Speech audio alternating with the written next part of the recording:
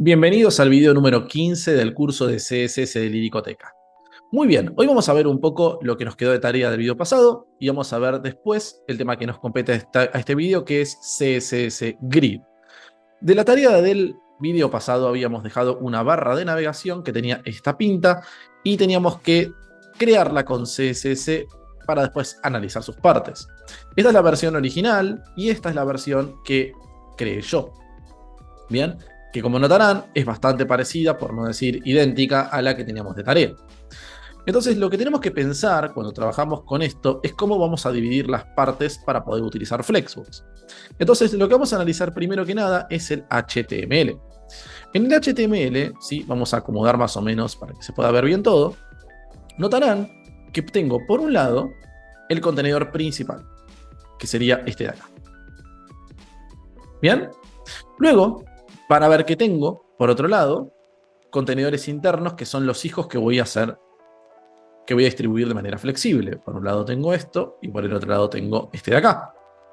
Y luego, incluso dentro de este mismo contenedor hijo, tengo otros dos hijos más que son la lista desordenada y el botón, ¿sí? Entonces, ¿qué es lo que yo puedo hacer en ese caso? Lo que puedo hacer es darle a este elemento Flexbox para poder acomodar estos dos elementos de manera horizontal y separados con space between. Pero a su vez puedo darle a este Flexbox para poder separar a este y a este, ¿sí?, entre sí y darles estilos flexibles. Pero a su vez puedo darle Flexbox a este para poder acomodar a todos los hijitos, ¿sí?, de la forma que yo quiera. Entonces mínimamente por lo menos tuve que hacer 3 contenedores flexibles, ¿sí? Entonces la navegación para poder acomodar el logo y para poder acomodar el menú. Un Flexbox entonces para el menú, para poder acomodar la lista y el botón. Y otro Flexbox a la lista para poder acomodar los ítems. ¿Bien? Entonces vamos a ver cómo lo pasamos al CSS. Vamos primero con la parte de la navegación. ¿A qué correspondería este de acá? Vamos a marcarlo todo con colores diferentes para que se note. Quiero empezar por la navegación. Ese correspondería técnicamente a todo este contenedor de acá. ¿Bien? Este vamos a ponerle acá un color verde que va a ser para los hijos, que los hijos son por un lado el logo y por el otro lado el menú que está acá. Entonces esos hijos vamos a colocarles un remarco, serían este de acá y serían este de acá. Muy bien. Entonces fíjense que lo que yo hice acá es colocarle un display flex, así pongo horizontales a estos dos, ¿sí? Y después un space between para poder colocar uno en una punta y el otro en la otra punta. ¿Bien? Excelente. Ahora, ¿cómo sigue el siguiente proceso de cajas? El siguiente proceso de cajas va a ser, en este caso, vamos a poner un color naranja, va a ser el caso del navMenu. De hecho, puedo bajar un poquitito acá, ¿sí? El navMenu sería entonces este de acá. Correspondería entonces a la caja correspondiente de acá. Y quiero mover los elementos del menú y del botón por separado. Es decir, que los elementos del menú serían por un lado esta lista desordenada y por el otro lado este botón. Entonces, las cajas correspondientes serían esta de acá y esta de acá. Y entonces, ¿qué hice para esos casos? Lo que hice fue colocarle display flex al menú, que sería la caja anaranjada, y luego lo que hice fue poner acá un pequeño gap en el medio, ¿sí?, para poder separar los elementos. ¿Bien? Por último, fíjense que lo que hice fue, vamos con el naranja de vuelta, tomé la lista desordenada. La lista desordenada sería este cajón. Pero a su vez, cada uno de sus hijos son los ítems de lista, que serían, básicamente, y lo vamos a poner con verde, cada uno de estos, que también los quiero movilizar de manera flex. Entonces fíjense que lo que hice en este caso es decirle que la lista desordenada tenga un display flex para que se coloquen todos horizontales, ¿sí?, uno al lado del otro, y también le puse un column gap para poder separarlos entre sí y que quedaran más o menos de esta manera.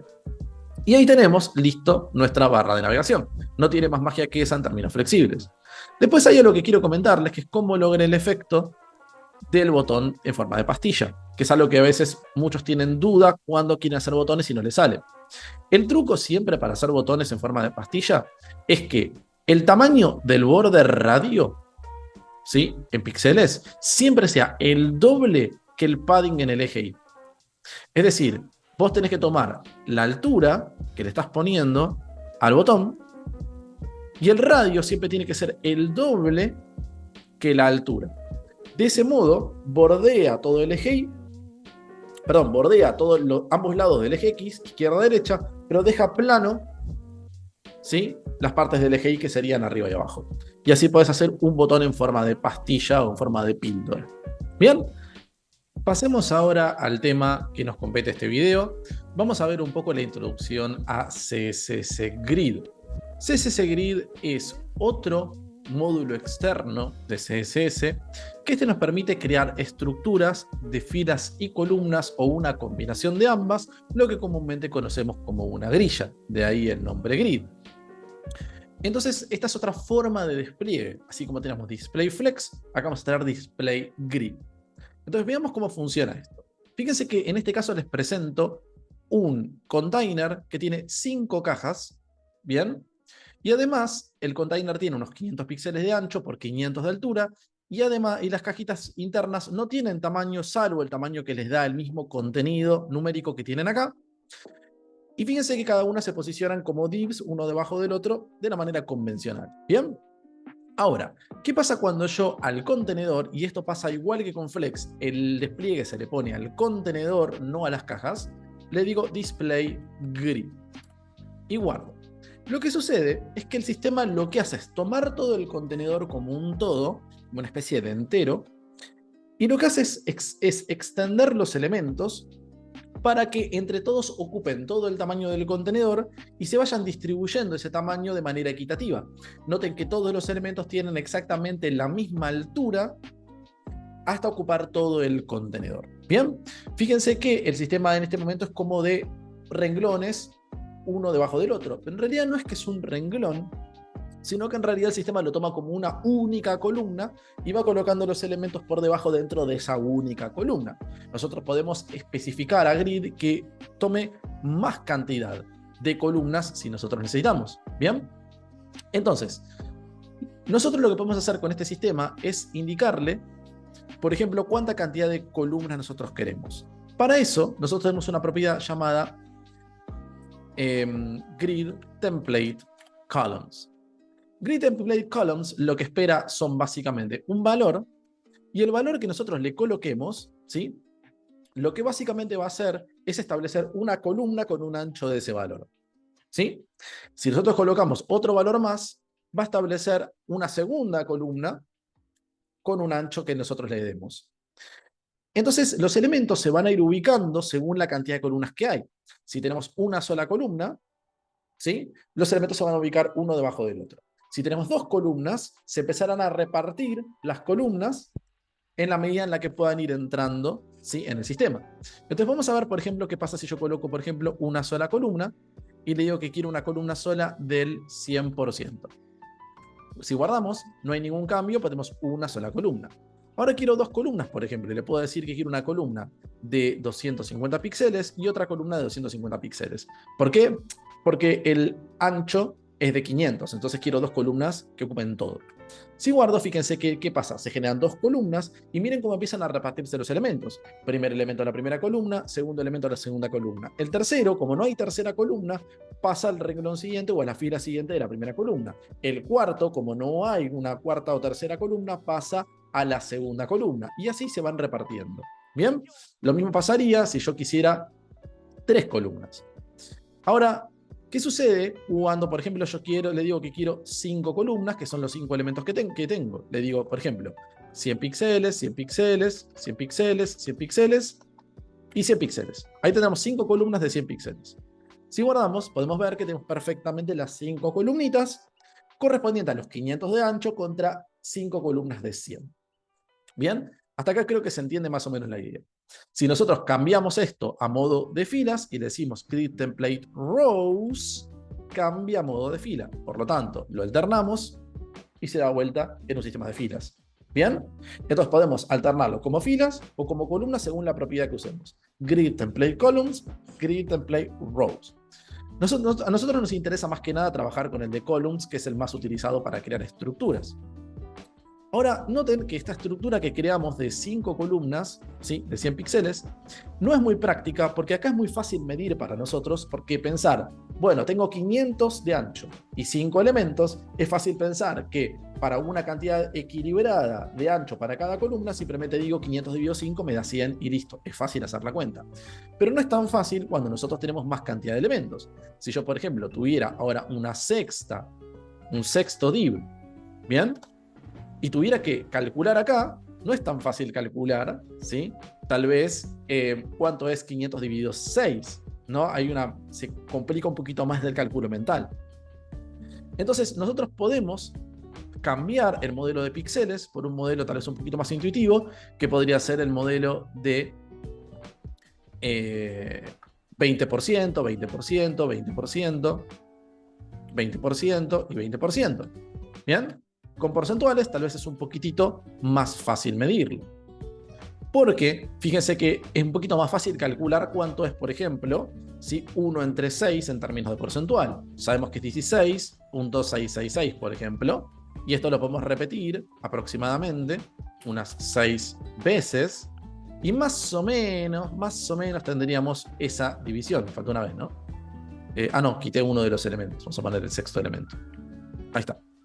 ¿Bien? Y fíjense que está más o menos equilibrado. Pero si yo lo sigo extendiendo y le digo 7 columnas, 8 columnas, 9 columnas, empieza a complicarse poder hacer cálculos porcentuales. Entonces ahí tenemos que buscar una estrategia diferente para poder dar con esto. Entonces, ¿cuál puede ser esa estrategia? La estrategia podría ser, en lugar de pensarlo como porcentuales, pensarlo como fracciones. Entonces Grid puede calcular en fracciones, ¿sí?, cómo dividir, ¿sí?, el entero en los elementos fraccionarios. ¿Cómo sería esto? Ponemos de vuelta al ejemplo de tener 5 columnas de 20%. ¿Sí? 20 y decimos chingui, chingui, chingui, chingui, chingui. ¿Bien? Excelente. Entonces, la idea básicamente es utilizar una medida en Grid que se la conoce como un FR.